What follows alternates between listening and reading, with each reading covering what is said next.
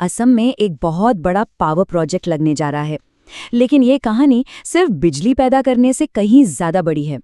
दरअसल इसने एक बहस छेड़ दी है कि हमारे जो जरूरी संसाधन हैं उन पर किसका कंट्रोल होना चाहिए, सरकार का या फिर प्राइवेट कंपनियों का। सबसे पहले जरा इसके साइज को समझते हैं।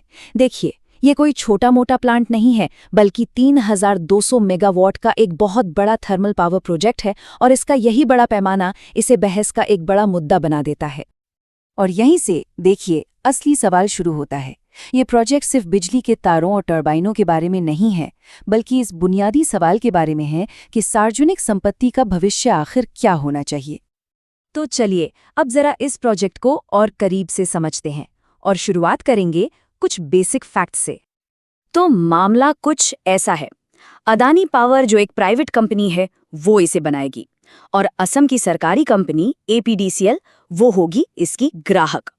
कोयले की सप्लाई केंद्र सरकार की शक्ति पॉलिसी के तहत होगी और माना जा रहा है कि इससे पूरा होने में लगभग 1 दशक लग जाएगा।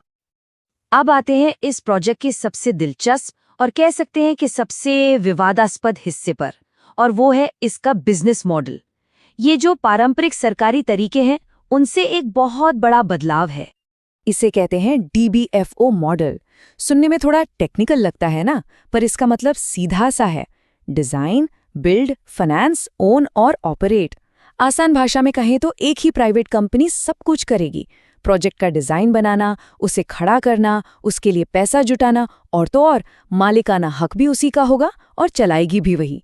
मतलब संपत्ति का कंट्रोल पूरी तरह से पब्लिक हाथों से निकलकर प्राइवेट हाथों में चला जाएगा।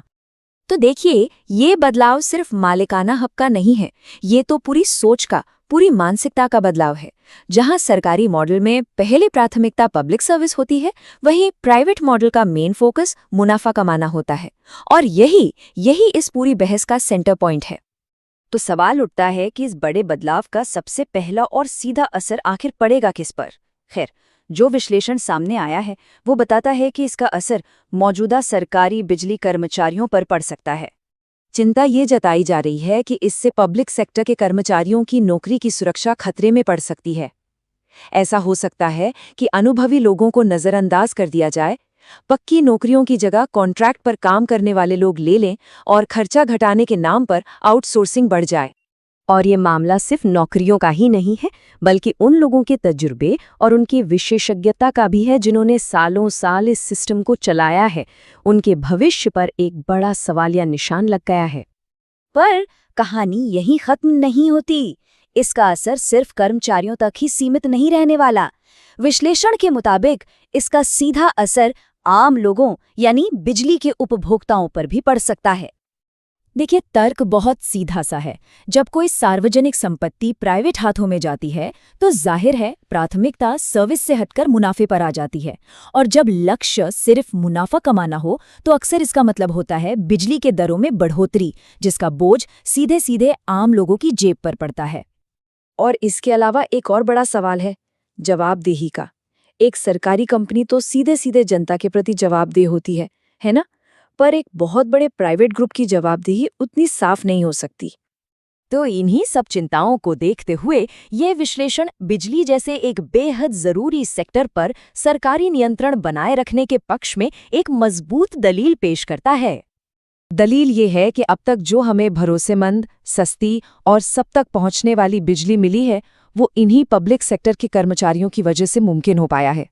उनकी भूमिका को सिर्फ एक नौकरी की तरह नहीं, बल्कि पब्लिक सर्विस के प्रति एक कमिटमेंट के रूप में देखा जाता है।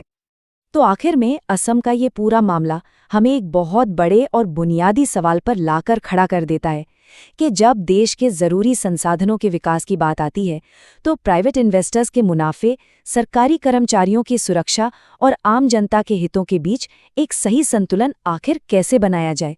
ये एक ऐसा सवाल है जिस पर सोचना बहुत जरूरी है।